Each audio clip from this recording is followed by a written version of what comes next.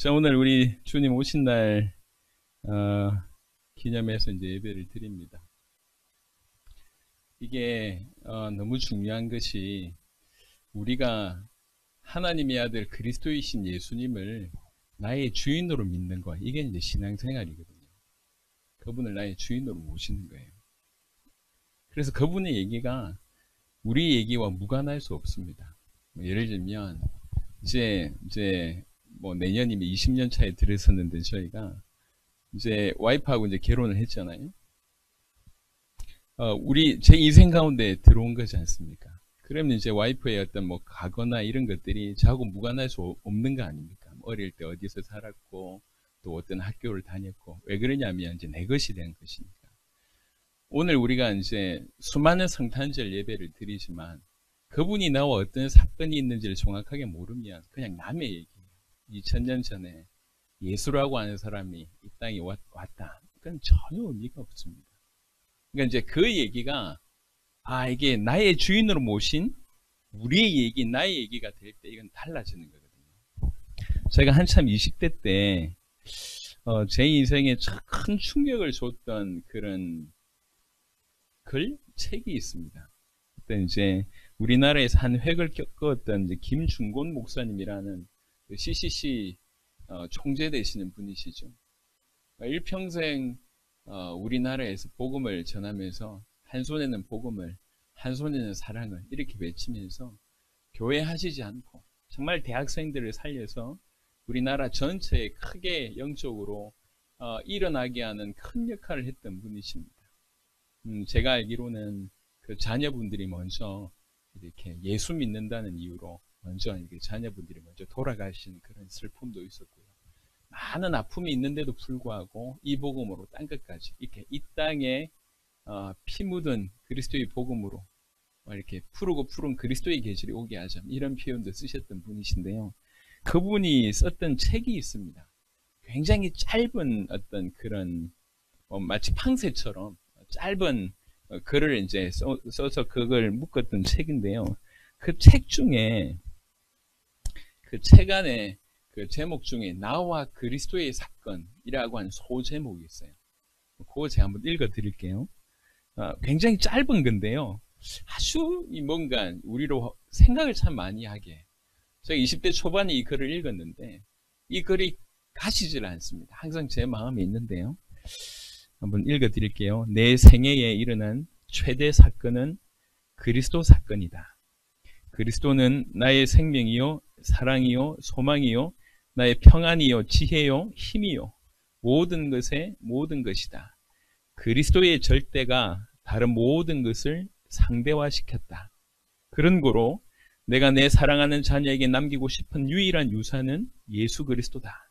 따라서 사랑하는 내 이웃에게, 내 동족들에게 목숨을 바쳐 드리고 싶은 것도 예수다. 먼저 예수를 구하라. 그리하면 다른 모든 것이 더해진다. 예수는 생기와 같고 그름과 같다. 경제의 나무, 정치의 나무, 교육의 나무, 도덕의 나무.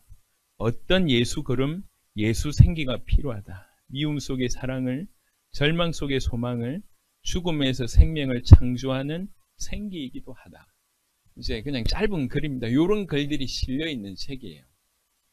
근데 그 책 안에서도 이게 이제 계속 남아 있는 거죠. 나와 그리스도의 사건. 사실은 이분이 이렇게 표현했지만 구원받은 모든 자에게는 바로 이것이 사실이거든요. 하나님의 아들이시면서 그 그리스도이신 예수님, 내 인생에 찾아오셔서 나의 주인이 되신 사건. 그게 구원의 사건입니다. 그게 예수 믿는 사건이죠. 우리는 그런 자로 지금 이 자리에 있는 겁니다. 그런 자로 예배를 드리는 거죠.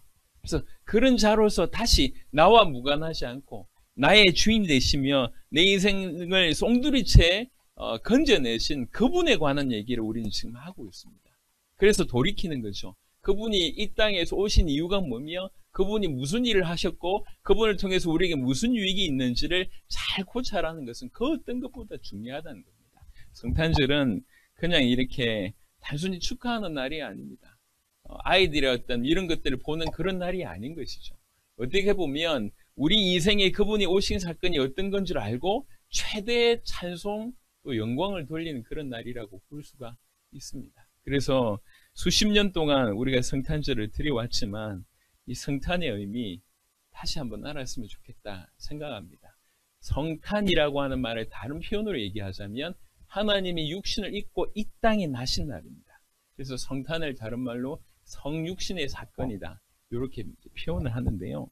이 성육신의 사건, 이게 어떤 의미가 있는지, 그래서 오늘은 성육신의 삶이 우리에게 주는 메시지라고 하는 제목으로 말씀을 좀 드려보도록 하겠습니다.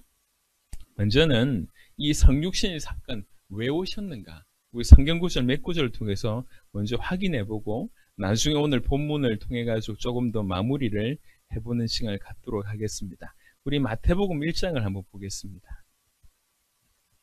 마태복음 1장 21절입니다. 마태복음 1장 21절에 아들을 낳으리니 이름을 예수라 하라. 이는 그가 자기 백성을 그들의 죄에서 구원할 자이심이라 하니라. 우리 주님이 이 땅에 오신 이유를 성경은 명확하게 얘기합니다. 우리의 죄, 자기 백성의 죄에서 우리를 건져내시려고 이 땅에 오셨다는 것이죠. 그러니까 하나님께서 우리를 건져내시기 위해서, 하나님을 떠나서 죄 가운데 있는 영혼들을 살리시기 위해서, 그 죄 가운데서 우리를 건져내시기 위해서 특별한 프로젝트를 하신 것이 아들을 보내사 대신 죽게 하신 사건입니다. 그래서 이 땅에 오신 이유가 뭐냐, 딴 게 아니라 우리를 건져내시기 위해서 오셨다, 이렇게 볼 수가 있습니다. 요걸 조금 더 디테일하게 한번 보겠습니다. 갈라디아 4장입니다. 갈라디아서 신약 성경 갈이라고 쓰여 있습니다. 갈라디아 4장을 한번 보겠습니다. 갈라디아 4장 4절 5절에 보니까 때가 참에 하나님이 그 아들을 보내사, 그냥 보낸 게 아니라 정확한 때에 예언하셨던 그 때에, 때가 참에 하나님이 그 아들을 보내사 여자에게서 나게 하시고, 율법 아래에 나게 하신 것은 율법 아래에 있는 자들을 속량하시고, 속량이란 말이 값 주고 사다는 얘기입니다. 돈 주고 끄집어내다, 그 얘기입니다. 그러니까 자기의 핏값으로 끄집어내다, 속량하시고, 우리로, 그 죄 가운데 있는, 율법 아래에 있는 우리로 아들의 명분을 얻게 하려 하십니다. 돈 주고 사서 아들 되게 하셨다, 그 말입니다. 그러고 하기 위해서 이 땅에 오신 것이죠. 한 구절 더 보겠습니다. 로마서 8장입니다. 예수님 탄생하신 건 누가 모르겠습니까만은 그게 나하고 무슨 상관이 있냐, 요 각도로 우리가 한번 좀 보시면 좋겠습니다. 로마서 8장 3절입니다. 로마서 8장 3절에 율법이 육신으로 말미암아 연약하여 할 수 없는 그것을 하나님은 하시나니, 그러면서 곧 죄로 말미암아 자기 아들을 죄 있는 육신의 모양으로 보내어 육신의 죄를 정하사라고 되어 있습니다. 우리의 모든 죄 때문에 그 죄를 처리하는 방법으로, 해결하는 방법으로 하나님이 육신의 몸을 입고, 그러니까 정확하게는 삼위일체 하나님 중에 제2위이신 성자 하나님이 육신을 입고 인성을 입었다는 얘기입니다. 육신을 입게 하시고, 그리고 그 육신에게 모든 죄를 뒤집어 씌우셨다, 그 말입니다. 우리의 모든 죄를 그 육신에 뒤집어 씌우셨다. 그러하기 위해서 예수님을 이 땅에 보내셨고, 예수님은 그것에 순종하셔서 이 땅에 오셨다, 그 얘기예요. 한 구절 더 보겠습니다. 디모데전서, 신약 성경 약간 후반에 있습니다. 디모데전서 1장은 사도 바울이 이렇게 얘기했습니다. 디모데전서 1장 15절부터 보겠습니다. 디모데전서 1장 15절. 미쁘다 모든 사람이 받을 만한 이 말이야. 무슨 말이냐? 그러면서 씁니다. 그리스도 예수께서 죄인을 구원하시려고 세상에 임하셨다 하였도다. 사실 사도 바울이 이것이 팩트지만 사도 바울하고는 상관이 없었어요. 그러니까 오히려 상관없을 때 이 예수님을 오히려 예수 믿는 자를 죽이는 역할을 했지 않습니까? 이게 팩트지만, 이게 진리지만 본인하고 상관없었어요. 근데 이게 오늘날 자기 것이 된 것이죠. 그러면서 표현을 합니다. 죄인 중에 내가 괴순이라. 죄인 중에도 내가 최고의 클래스다. 그러면서 하는 말이, 그러나 내가 긍휼을 입은 까닭은 예수 그리스도께서 내게 먼저 일체 오래 참으심을 보이사 계속 참고 계신 거예요. 그렇게 예수 믿는 자를 잡아 죽이는데도 불구하고 이해하시고 참으시고 계십니다. 왜 그렇게 참으셨냐? 후에 주를 믿어 영생 얻는 자들에게 본이 되게 하려 하십니다. 자기 자신이 본되게 하시려고. 나도 봐라. 이런 나도 구원받는 것이 아니냐. 이런 나도 우리 주님이 오랫동안 참으셔서 나를 건지신 게 아니냐. 너희들도 그렇다. 너희들에게도 주께서 참고 계시고 너희들도 구원하기를 원하신다. 그런 본이 되게 하시려고 하나님 나에게 일체 오래 참으셨다. 영원하신 왕, 곧 썩지 아니하고 보이지 아니하고 홀로 하나이신 하나님께 존귀와 영광이 영원 무궁하도록 있을지어다. 아멘. 우리 주님은 이 땅에 죄인을 건지려고 오신 겁니다. 모든 죄를 처리하는 방법으로 이 땅에 오신 것입니다. 육신의 몸을 입고 오셔서 그 모든 죄를 뒤집어 쓰고 그 모든 죄값을 치루심으로 이 모든 죄인 이 사실을 믿으면 이 죄 가운데서 해방받을 수 있는 길을 여시려고 이 땅에 오신 것입니다. 그래서 누가복음을 한번 보겠습니다. 그런 이유로 누가복음 2장을 보겠습니다. 누가복음 2장 13절부터 보면요. 누가복음 2장 13절. 지금 목자들이 보고 있는 장면입니다. 보고 있는 장면에 13절에 호련히 수많은 천군이 그 천사와 함께 하나님을 찬송하여 이르되, 갑자기요 어마어마한 일들이 벌어진 거예요. 목자들이 보고 있는데 수많은 천군들이 나타나서 동시에 우렁차게 설명 안 되는 어마어마한 소리로 하나님을 찬양하는데, 그 찬양의 내용이 뭐냐? 지극히 높은 곳에서는 하나님께 영광이요 땅에서는 하나님이 기뻐하시는 사람들 중에 평화로다 하니라. 이게 천사들의 찬양 가사였습니다. 그러니까 이 말이 무슨 말이냐? 영원한 진리였다는 거죠, 이게. 그래서 먼저는 하나님이 기뻐하시는 사람들 중에 평화의 사건이 예수님이 오신 사건이에요. 무슨 말입니까? 예수님이 오셔서 우리의 죄를 해결하심으로 우리가 죄를 해결받은 사람, 이 표현으로 얘기하자면 하나님이 기뻐하시는 사람들에게는 무슨 일이 벌어졌냐면 하나님과 다시 화목할 수 있는 일이 벌어진 거죠. 즉 하나님과 평안한 관계, 평화의 관계가 형성이 된 겁니다. 하나님과의 평화의 관계가 형성된 자가 사람과의 평화의 관계를 이룰 수가 있습니다. 이 모든 것들이 그의 나심으로 또 그의 십자가의 죽음으로 일어난 거지 않습니까? 천사들이 찬양하는 거예요. 이 사건은 하나님이 기뻐하시는 사람들 중에 평화의 사건이다. 이렇게 얘기하고요. 또 뭐라고 얘기하냐면 지극히 높은 곳에서는 하나님께 영광이 되는 사건이다. 라고 얘기합니다. 이게 왜 하나님께 영광입니까? 하나님께서 자기 아들을 보내셔서 사람들을 건지심으로 하나님이 아들을 통해서 사람 건지신 그것 자체가 하나님께 영광이 된다는 겁니다. 예. 최고의 어떤 일들을 예수님께서 하셨고 또 그 죄인들이 건진받는 것 자체가 하나님이 원하시는 일이니까 이 모든 것들이 하나님께 영광이 되는 사건이라고 하는 것이죠. 그래서 예수님의 탄생을 이렇게 축하했습니다. 여러분, 우리가 정말 구원받은 하나님의 자녀라고 하면 그 그리스도이신 하나님의 아들이신 예수님을 나의 주인으로 모신다고 우리가 정말 그렇게 믿는다고 하면 사실 누가복음 2장 14절은 이해가 되어져야 됩니다. 우리가 이게 어떤 사건인지, 예수님 오심이 도대체 어떤 사건인지. 코로나 때문이기도 하지만 이렇게 성탄절에 대해서 반응을 안 보이는 어떤 부분이나 문화가 제가 이제 50년 동안 성탄절을 지키면서 처음인 것 같아요. 이제 길거리에 캐롤도 이제 들려지지가 않고요. 그래도 조금 하던 뭐 추리 같은 것도 이제 걸려지지가 않아요. 오히려 최근에는 할로윈 때문에 뭐 이렇게 들썩들썩하지 길거리에 뭐 추리 하나 보일 수가 없고요. 이렇게 캐롤 하나 들리지가 않습니다. 야, 이렇게 냉랭하구나. 사회가 이렇게 냉랭하구나. 더더군다나 기독교인들 안에도 이렇게 냉랭하구나. 어떤 행사, 어떤 절기로 생각하고 있습니다. 행사나 절기가 아닙니다. 어떤 분들은 12월 25일이 꼭 예수님 탄생하신 날이 맞습니까? 이 날짜가 아니지 않습니까? 이 날짜가 아닐 수 있습니다. 이 날짜가 아닌 게 더 확실합니다. 하지만 한 날을 기념해서 주님 오신 날을 기념하겠다는 거거든요. 12월 25일 날 오셨냐 안 오셨냐가 중요한 게 아니라 우리가 1년 중에 하루는 주님의 나신 날을 정말 기뻐하자, 그 얘기입니다. 기념하면서. 그게 성탄절의 의미입니다. 성탄절이 뭐냔 말이에요. 나를 건져내시고 해서 주께서 오신 날입니다. 이게 천사들이 찬양이 이게 100% 맞는 얘기거든요.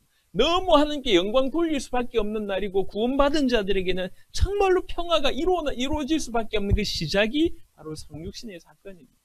우리는 적어도 구원받았다고 하면 그분을 나의 구주로 모셨고 주인으로 모셨고 그분이 나의 주인이 맞다고 하면 이 날은 우리와 무관할 수 없는 날입니다. 나와 그리스도 사건. 이 날은 우리 인생 일대에 어떻게 보면 최고가 되어야 될 그런 사건입니다. 그래서 이게 기본적인 의미라고 하면 우리는 조금 더 들어가기를 원합니다. 이 사건이 우리에게 주신 메시지가 뭐냐 말이에요. 빌립보 2장입니다. 오늘의 본문입니다. 빌립보서 2장 5절부터 8절까지만 보겠습니다. 빌립보서 2장 5절부터입니다.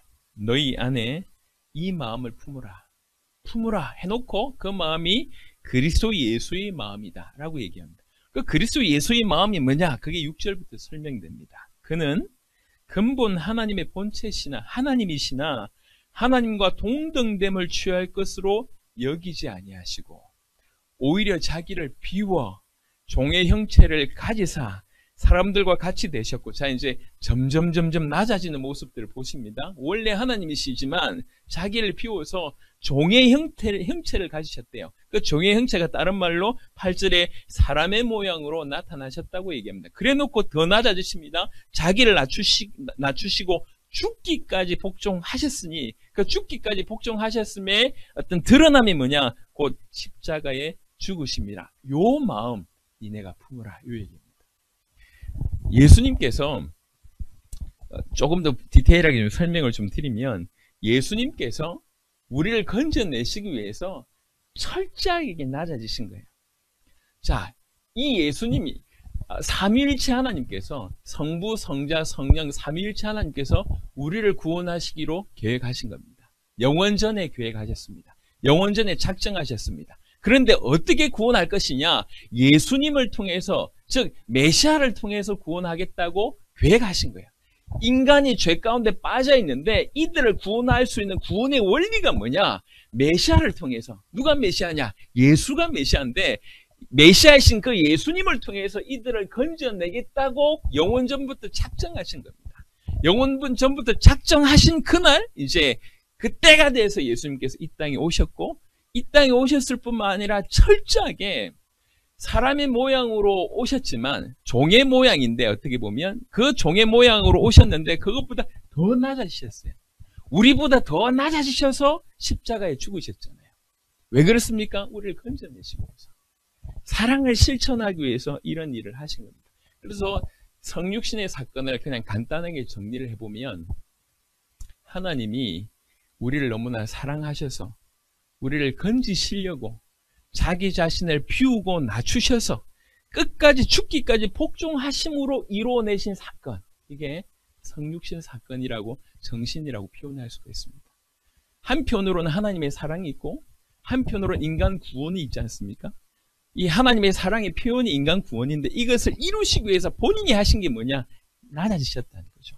자기를 비우셨다는 얘기죠. 자기를 복종시키셨다는 거죠.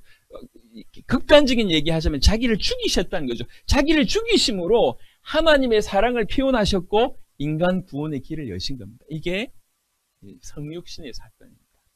하나님의 사랑을 위하여 또 인간 영혼을 위하여 자기 자신을 죽이면서 그 사랑을 실천하는 사건, 이게 성육신의 사건이라고 볼 수가 있습니다. 그래서 이 성육신은 조금 전에 제가 설명했던 걸 조금 더 나눠서 설명하자면 자기를 낮추신 사건입니다. 철저하게 자기를 낮추십니다. 자기를 비우는 사건이죠. 자기를 포기하는 사건이죠. 근데 왜 자기를 포기하셨냐? 하나님의 사랑을 나타내기 위해서 자기를 포기하셨다는 겁니다. 하나님의 사랑에 대한 부분들을 조금 한번 언급을 드려보면요. 요한복음 3장 한번 보겠습니다.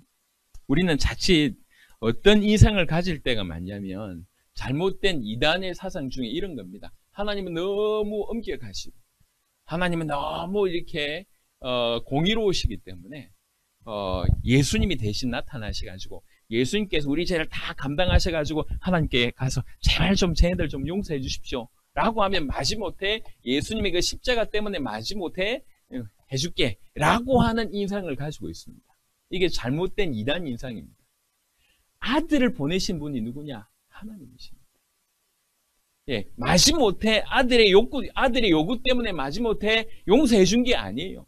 그들을 살리려고 아들을 보내신 분이 누구냐? 아버지 하나님이십니다. 그러니까 아들의 오심은 아버지 하나님의 사랑을 드러내신 사건입니다. 요한복음 3장 16절 여러분 잘 아실 겁니다. 뭐라고 얘기하냐면 하나님이 세상을 이처럼 사랑하사 독생자를 주셨으니. 독생자를 주신 이유가 뭡니까? 하나님이 우리를 사랑하셨기 때문에 독생자를 주신 겁니다. 그래서 그를 믿는 자마다 멸망하지 않고 영생을 얻게 하려 하심이라. 이걸 누가 정하셨습니까? 그 아버지가 정하셨습니다. 이 아들을 믿으면 영생 주시기로 아버지가 정하신 거예요. 그러니까 하나님의 사랑의 나타나심이 예수님의 성육신 사건이라고 볼 수가 있습니다. 한 가지 더 보겠습니다. 저 신약 성경 거의 끝에 요한 1서 한번 보겠습니다.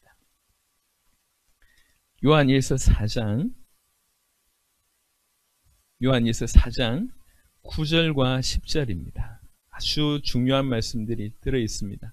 요한 1서 4장 9절과 10절입니다. 하나님의 사랑이 우리에게 이렇게 나타난 바 되었으니 하나님이 자기 독생자를 세상에 보내심은 그로 말미암아 우리를 살리려 하심이라. 사랑은 여기 있으니 우리가 하나님을 사랑한 것이 아니요 하나님이 우리를 사랑하사 우리 죄를 속하기 위하여 제물로 죽이기 위하여 그 아들을 보내셨습니다. 아들의 나타남은 다른 말로 아버지 하나님의 사랑의 표현 내지는 현현이다 볼 수가 있습니다. 그래서 성육신의 사건은 한편으로는 예수님의 자기 비하 낮아지신 사건이지만 또 한편으로는 아버지 하나님의 사랑의 표현 현현이라고 볼 수가 있습니다. 무슨 말인지 이해하시겠죠? 예수님의 입장으로 설명하면 성육신 사건은 예수님이 자기를 비워서 자기를 낮추신 사건이라고 하면 아버지 입장으로 해석하면 아버지의 사랑을 드러내는 사건이 이 성육신 사건입니다. 이걸 또 가능케 하신 이 분은 누구십니까? 주의 성령께서 그 아들이 육신의 몸을 입으실 수 있도록 하셨다는 거죠. 성삼위 하나님의 합력한 어떤 그런 사역들이 성육신에서 그대로 드러납니다. 그리고 그런 의미에서 성육신은 또 뭐라고 해석할 수 있냐면 예수님의 입장에서 하나님의 입장에서 설명했다고 하면 우리 입장에서 설명해 보면 이 성육신의 사건은 우리의 죄를 해결하기 위한 사건입니다. 조금 더 얘기하자면 하나님이 우리와 함께 하기 위해서 오신 사건입니다. 임마누엘을 표현하는 사건이 바로 성육신 사건입니다. 임마누엘이라고 하는 것은 하나님이 우리와 함께 계시다는 뜻입니다. 이게 너무 모호했어요. 근데 예수님이 직접 우리 인생 가운데 등장하신 걸 보면서 정말 하나님이 임마누엘을 원하시는구나 이게 깨달아지는 겁니다. 성육신 사건은 임마누엘의 사건입니다. 그리고 성육신 사건은 예수님이 왜 오셨냐 왜 오셨는지를 한마디로 얘기하자면 죽으시러 오셨습니다. 그분이 죽으시지 않으면 우리 죄가 해결되지 않기 때문에. 그러니까 이 임마누엘, 이 성육신이라고 하는 것이 이런 많은 의미를 담고 있습니다. 그러니까 이런 많은 의미를 그냥 정리해보면 그 성육신의 정신이라고 하는 표현으로 얘기하자면 하나님의 사랑을 표현하기 위하여 인간을 구원하기 위하여 자기 자신을 낮추고 비우고 죽기까지 이렇게 자기를 낮추면서 그 사랑을 실천한 요게 성육신의 정신이라고 볼 수가 있습니다. 왜 갑자기 성육신의 정신을 얘기하냐면 우리가 바로 이렇게 살아야 되기 때문에 그런 겁니다. 예수님은 구원받은 자에게 뭐라고 얘기하냐면 나를 따르라고 얘기했습니다. 그리고 누구든지 나를 따르려거든 자기 십자가를 지고 따르라고 얘기를 하셨습니다. 주님이 우리와 함께 계시면서 우리의 인생을 사시지만 우리 안에 계셔서 우리 인생을 사시지만 어떤 의미에서 우리 인생을 끌고 가십니다. 인도하십니다.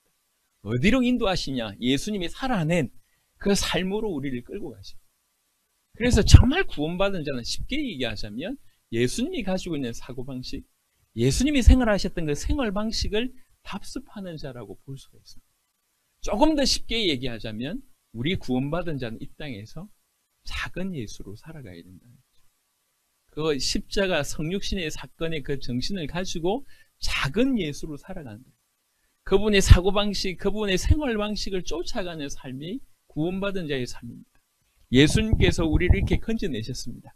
그리고 그분이, 그 모든 삶을 사신 분이 우리와 함께 계십니다. 그리고 우리와 함께 그분의 길을 가길 원하는 거죠. 그리고 이거를 오늘 성육신으로 표현하자면 그 성육신의 정신을 가시길 원한다는 거죠.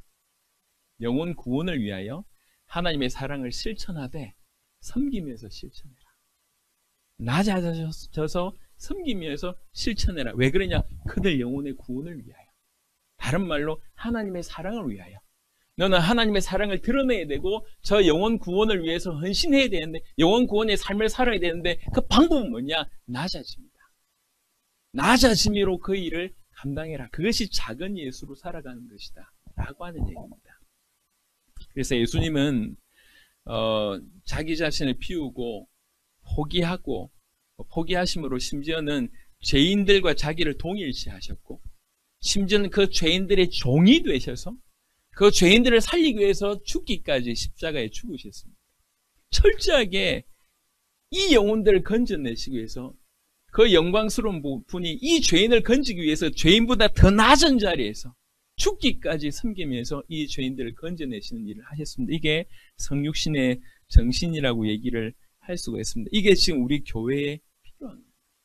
근데 이 교회에 이런 부분들이 잘못 이렇게 전달이 돼서 사실 크게 양극단의 두 가지 모습이 있는 것 같습니다. 하나는 뭐냐면 세속주의가 들어오고, 그 다음에 교회 내에 그 세속주의가 들어와서 어떤 형태로 자리 잡냐면 자유주의라고 하는 형태로 자리 잡습니다. 이 자유주의는 뭐 쉽게 얘기하면 그런 겁니다. 그냥 쉽게 얘기하면 이렇게 표현할 수가 있습니다. 성경에는 하나님의 말씀도 있다.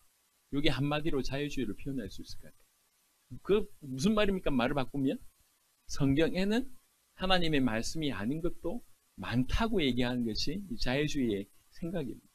그래서 이 자유주의는 성경에서 어떤 조금 기적이나 이적이라고 보여지는 것들은 전부 이건 신하고 설화고 그때 당시 어떤 표현이고 이렇게 얘기합니다. 그래서 자유주의자들이 계속 믿는 건 뭐냐면 인간 예수, 인간의 인간적인 모습만 드러내는 겁니다. 그래서 주로 이렇게 불쌍한 사람들 돕는 거, 어떤 정의를 실천하는 거, 저 타자들, 저 불쌍한 사람들, 연약한 사람들을 이렇게 도와주는 거, 뭐 이런 부분들만 이렇게 높이는 거죠. 그래서 꽤나 많은 사람들이 기독교인들 중에 불쌍한 사람들을 많이 돕고 지금 이렇게 어두운 때에 막 사회 정의를 실천하고 이런 분들이 있습니다.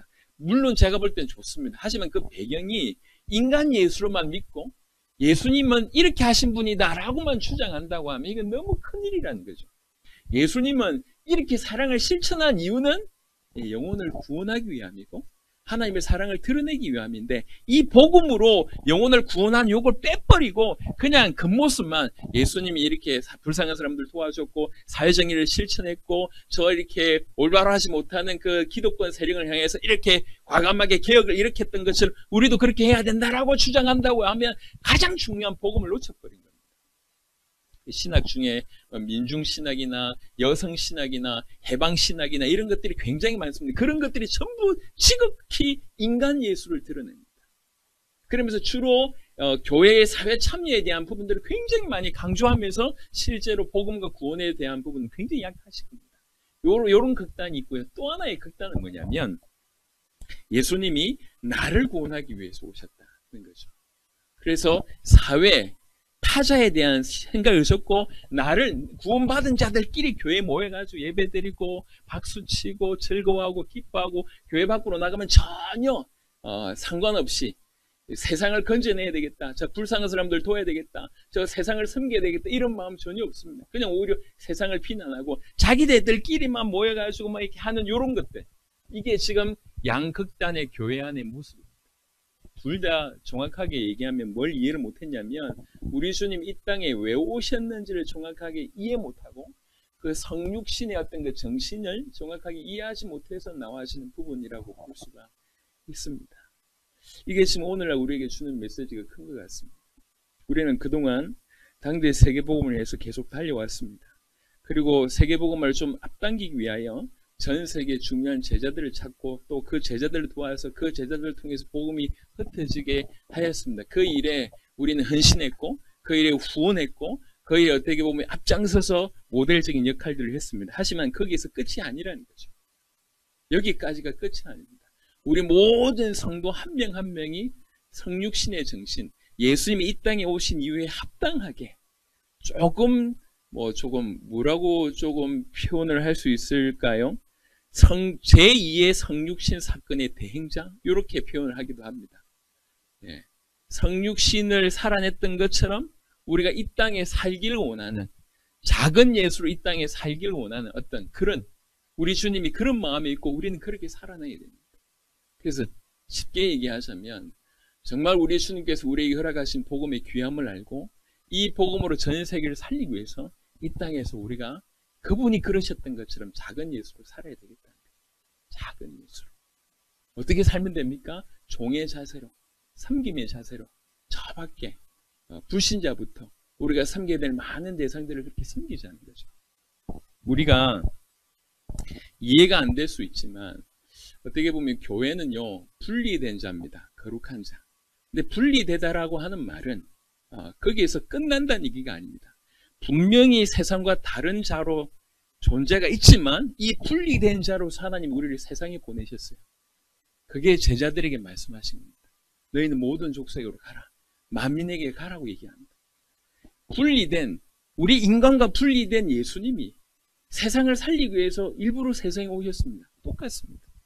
우리는 세상과 분리된 자입니다. 구원받은 자고 하나님의 백성입니다. 그 하나님의 백성끼리 모여 살아라, 이게 아니에요. 그 하나님의 백성이기 때문에, 이제 빛이기 때문에 어둠으로 가라는 거죠. 왜 그렇습니까? 어둠을 살려야 되니까요. 살려야 됩니다. 그래서 정말 복음받은 우리가, 구원받은 우리가 이 성육신의 정신을 정확하게 조금 이해를 해서 이제 저 교회 밖에 있는 교회 안팎에 있는 우리가 섬겨야 될 부분들을 섬기되 사랑의 실천을 하는 겁니다. 뭐 때문에요? 이 복음을 통해서 영혼들을 건져내는 이 엄청난 구속사를 이루기 위해서. 이게 하나님의 경륜입니다. 이거 하기 위해서. 나는 복음 받았고 쟤는 못 깨달았다. 이게 아니라 복음 받았기 때문에, 내가 예수님을 나의 구주로 진실로 모셨기 때문에 그분이 원하시는 그 삶이 저 세상 밖으로 가서 저들을 건지길 원하시는 거거든요. 그러니까 저들을 건지기 위해서 우리는 저들보다 더 낮아져서 예수님이 우리에게 하셨던 것처럼 더 낮아져서 그 사랑을 실천하고 그들을 섬기는 겁니다. 우리를 비난한다 할지라도 우리는 그런 삶을 살아야 되겠습니다. 이게 예수님이 이 땅에 오신 모습을 우리가 그대로 살아가는 그런 의미다라고 볼 수가 있습니다. 그래서 예수님이 부요하신 자로 가난하시게 되셨습니다. 그 영광스러운 그분이 죄인의 모습을 입으시고 심지어 죄인의 모든 죄를 뒤집어 쓰시고 우리를 위해서 대신 죽으셨습니다. 우리가 알고 있는 바 예수님의 모습입니다. 이게 지금 우리와 무관하냐? 무관하지 않다는 거죠. 그것으로 말미암아 우리가 건진받았고, 그리고 건진받은 거기서 끝이 아니라는 거죠. 그분의 삶을 이 땅에서 살아내는 작은 예수로 살기를 원한다는 거예요. 나는 그럴 능력이 없습니다. 우리 다 능력이 없어요. 제가 그럴 성향이 못 되는데 우리 다 그런 성향이 못 됩니다. 내가 MBTI상 그럴 수 없습니다. 다 알고 있습니다. 그런데 우리가 간과하고 있는 게 하나 있습니다. 그게 뭐냐? 그 하나님 나에게 오셨다는 거예요. 그 그리스도이신 예수님이 우리 인생에 개입하셨다는 거예요. 그분이 우리 인생의 주인으로 오셨다는 겁니다. 그분의 주인의 음성에 조금씩 순종하는 것이 우리의 삶인데, 조금씩 순종할 때 어떻게 가게 될지를 성경에서 얘기하고 있습니다. 작은 예수로 살 것을 얘기합니다. 이 하나님의 사랑을 드러낼 자로, 예수님만이 우리를 구원하실 그리스도이시며 하나님의 아들이심을 드러내는 자로, 그냥 드러내는 것이 아니라 저 모든 세상 가운데서 더 낮아져서 그들을 섬기면서 그들을 구원할 수 있는 바로 그런 자로 살기를 우리 주님이 원하십니다. 너무 높은 기준 아닙니까? 그렇습니다. 너무 높은 기준입니다. 그 높은 기준을 가지고 우리 주님이 오셨습니다.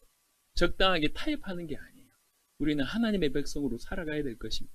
더 정확하게는 하나님께서 그런 은혜를 주신 겁니다. 디모데전서 1장 아까 읽었던 말씀을 다시 한번 묵상하시면서 마무리를 좀 했으면 좋겠는데요. 사도 바울이 했던 말을 다시 보겠습니다. 디모데전서 1장. 사도 바울이 깨닫고 나서 기가 막힌 거예요. 예수님이 이렇게 살아계시는데, 하나님이 살아계시는데, 예수님이 그리스도이신데, 자기는 예수 믿는 사람들 그렇게 많이 죽이고 많은 교회들을 이렇게 억압하고 있었는데 그럼에도 불구하고 끝까지 자기를 참으셨다는 것들이 나중에 깨달아진 거예요. 얼마나 기가 막히냔 말이에요. 디모데전서 1장 15절 믿부다라고 하는 말은 정말로 믿을만하다. 믿을만하다라고 하는 표현입니다.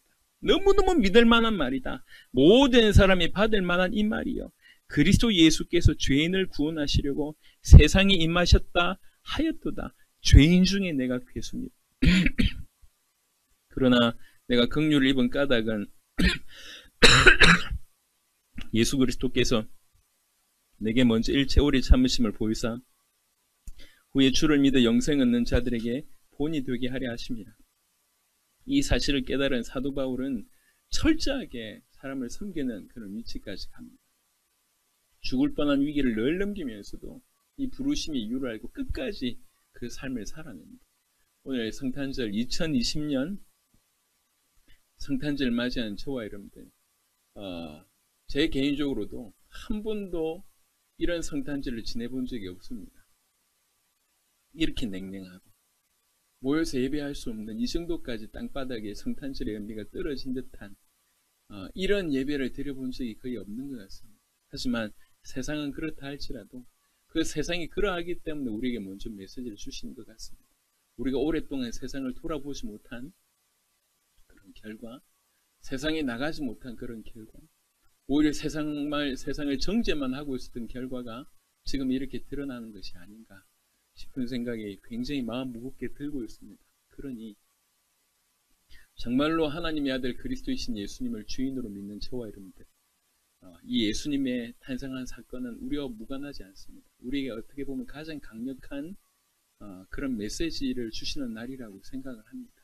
그 예수님의 삶을 우리는 따라가야 될 것입니다. 작은 예수, 그 영광스러운 분이 죄인의 모습과 오히려 그보다 더 낮아지신 모습으로 그들을 섬기면서 결국 그들을 구원하려고 하는 그 사랑의 실천을, 하나님의 사랑의 실천을 보이셨던 것처럼 우리 또한 그렇게 살기를 원합니다.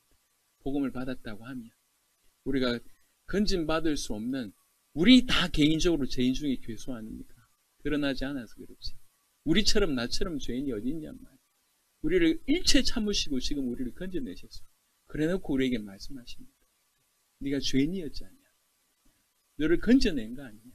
내가 너와 함께 하겠다. 그러니 내가 살았던 것처럼 우리 같이 저 세상보다 더 낮아져서 세상을 섬기며 세상을 건져내는 일에 우리 인생을 드려야 되지 않겠냐. 우리 주님이 그렇게 우리에게 말씀하신다고 저는 믿습니다. 오늘 이 성탄절의 메시지를 통해서 성육신의 사건이 우리에게 주시는 메시지, 나에게 주시는 메시지, 나와 그리스도의 사건의 의미를 깨닫고 이 메시지에 걸맞게 오늘부터 살게 되는 저와 여러분 되시기를 그리스도 예수 이름으로 축원합니다. 살아계신 주님 감사합니다. 우리 주님, 나의 주님이 되신 주 예수여 감사합니다.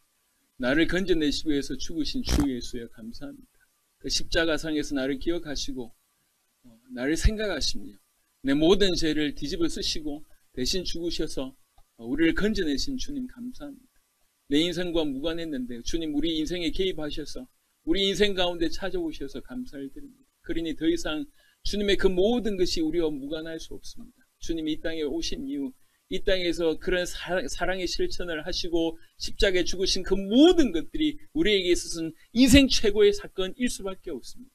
주님, 성육신 사건, 이 땅에 성탄으로 이 땅에 오셔서 우리에게 주시는 메시지를 우리가 깊이 있게 새기게 하여 주시옵소서. 주와 함께 저 세상을 건져내는, 저 세상을 향하여 하나님의 사랑을 드러내는, 저 세상을 향하여 오직 구원의 유일한 길이 하나님의 아들 그리스도이신 예수님을 주인으로 믿는 것밖에 없음을 드러내는 그런 삶을 살게 하옵소서. 드러내기 위하여 저 세상보다 더 낮아져서 저 세상을 섬기는 그런 자들이 될 수 있도록 역사하여 주옵소서. 낮아지는 삶을 살게 하옵소서. 어두운 곳에 찾아가는 삶이 되게 하소서.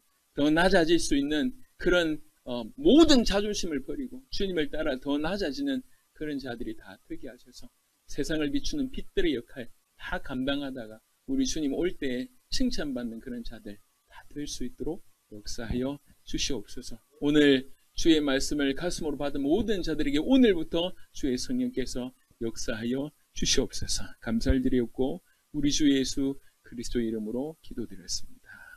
아멘.